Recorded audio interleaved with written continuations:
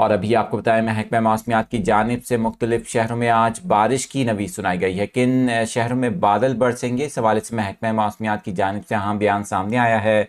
मुल्क के कई शहरों में शदीद गर्मी की लहर अब भी जारी है। मैदानी इलाके आज भी गर्मी की लपेट में रहेंगे। महकमा मौसमियात का बताना है कि मुल्क के बेशतर इलाकों में मौसम खुश्क और गर्म रहने की तवक्को है। तमाम जिन इलाकों में आज बादल बरस सकते हैं इनमें इस्लामाबाद, जुड़वा शहर, रावलपिंडी, अटक, चकवाल, जेहलम, गुजरात, गुजरांवाला, सियालकोट, नारोवाल और डेरा गाजी खान शामिल हैं, जहां पर बारिश की तवक्को है। उधर खैबर पख्तूनख्वा के मुख्तलिफ इलाकों दीर, स्वात, कोहिस्तान, बडग्राम, स्वाबी, मानसेरा, एबटाबाद, पेशावर, नौशहरा, चारसद्दा और कई और चंद एक मकामात पर भी बारिश का इम्कान जाहिर किया गया है।